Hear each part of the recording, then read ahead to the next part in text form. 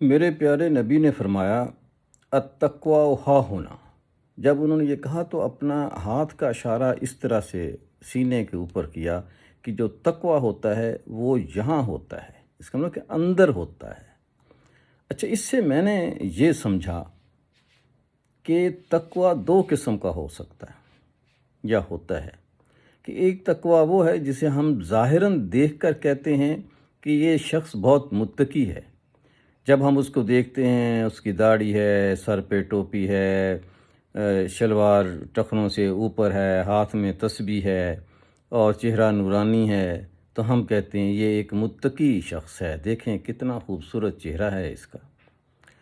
اور ایک یہ ہو سکتا ہے کہ وہ بظاہر تو ہمیں متقی نظر نہ آ رہا ہو سکتا ہے وہ کلین شیو ہو سکتا ہے اس نے پینٹ پہنی ہو سکتا ہے اس نے جین پہنی ہوئی ہو سکتا ہے وہ بظاہر دنیا دار شخص لگتا ہو، لیکن وہ اللہ سے ڈرنے والا ہو اور رسول کی اطاعت کرنے والا ہو، اور وہ شخص ہو جس کے بارے میں کہا گیا ہے کہ اگر تم اپنے مال کو، اپنے ماں باپ کو اور اس کو دولت کو، سب کو جو ہے وہ اس سے بڑھ کر رسول کی اطاعت کو چاہتے ہو تو تبھی آپ مومن ہو سکتے ہو۔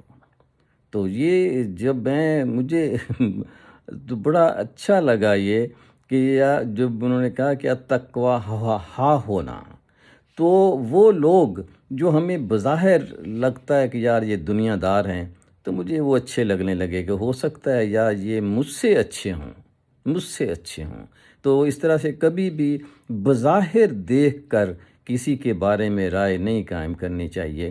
مجھے بہت سارے ایسے فراڈیے ملے جو دیکھنے میں بہت متقی لگتے تھے۔ میری زندگی میں بے شمار فراڈیے آئے، پتہ نہیں وہ میری شکل دیکھ لیتے ہیں کہ اس کو بیوقوف بنایا جا سکتا ہے اور وہ مجھ سے رجوع کرتے ہیں۔ اللہ تعالیٰ مجھے بھی معاف کرے اور اللہ تعالیٰ آسانیاں آپ کو عطا فرمائے۔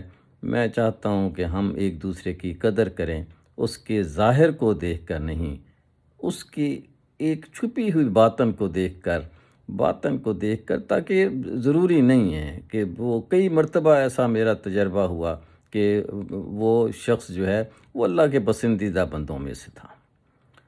تو ہم بھی ایسا ہی شروع کریں آج سے، دوسروں کے لیے دعا کرنا، دوسروں کو اچھا سمجھنا، اور تاکہ ہم ایک ہجوم سے قوم بن سکیں۔ کوئی خوبی تو ہو ہمارے پاس، دوسروں کا خیال رکھنے کی خوبی ہی ہو۔ اللہ حافظ۔ اللہ تعالیٰ آپ کو آسانیاں عطا فرمائے اور آسانیاں تقسیم کرنے کی توفیق عطا فرمائے۔